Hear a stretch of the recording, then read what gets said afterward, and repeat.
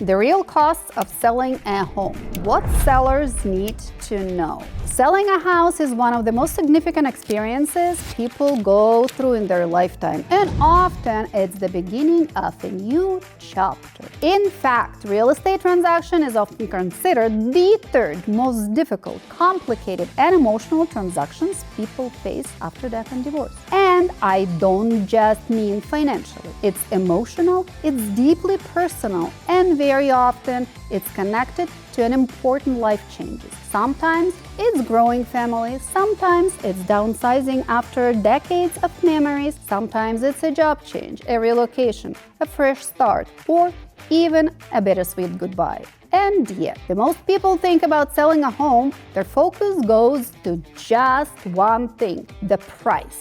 The number they see online, the number they hope for, the number they imagine handling in the bank account. But selling a home isn't just about the price you see on paper. There is a much bigger picture behind, and understanding it upfront is what makes the entire experience calmer, smoother, and far less stressful. Today, I want to walk you through the real costs of selling a home clearly, honestly, and without fear, so you know exactly what to expect and can make confident decisions every step of the way. I talk about this early during our listing consultation. I always take time to talk about costs yearly in the process, not because I want to overwhelm you, but because I want you to know all the numbers and feel comfortable, prepared, and confident. What can make selling stressful is not the costs themselves, but discovering them too late.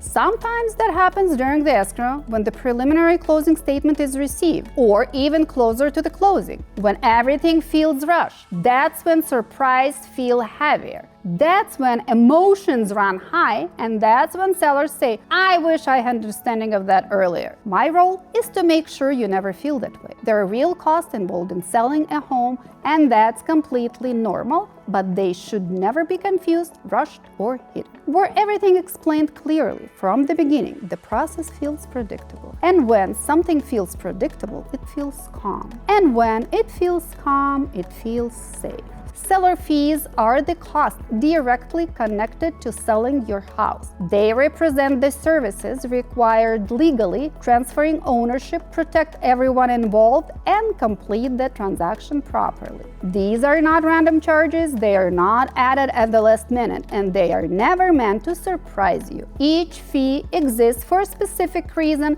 to ensure the sale is completed correctly, legally, and securely. My role to explain them clearly, calmly, and early, so you understand what applies to your home, what does not, and what to expect long before closing. Typically, seller fees include escrow fees, the neutral third party that manages documents, deadlines, and funds, ensuring the contract is followed and the transaction closes properly. Title fees, costs associated with confirming clear ownership and legally transferring title to the buyer, protecting both parties from ownership or lien issues. Transfer taxes and recording fees, government-required fees for officially recording the changes of ownership, which vary by city and county. Natural hazard disclosure and mandatory reports, legally required reports in California that provides buyers with important property and environmental information. HOA documents and fees, if applicable. Fees of ordering HOA documents, transfer changes, or move-out requirements when a property is part of an association. Repairs and preparation costs, optional but strategic investments such as repairs, touch-ups, landscaping, cleaning, or staging to maximize value and market appeal. Home warranty, if offered by the seller. A warranty some sellers choose to provide as an added layer of reassurance for the buyer, often helping to smooth negotiation. Pests, roof, or specialized inspections, if required, or proactive inspections that might be requested by buyers or completed proactively to address concern early and reduce negotiations later. Seller concessions or credit, if any, apply. Negotiated credits or contribution depending on the market condition, property condition, and offer terms. Real estate agent compensation. You should strategically plan for real estate agent compensation. That includes marketing, negotiation, transaction management, and full guidance provided from listing through closing. And bonus. This next one isn't tied to your closing cost, but it's something many people forget to budget for. Moving costs, often overlooked but very real expense, including movers, packing services, storage, and temporary housing if timelines overlap.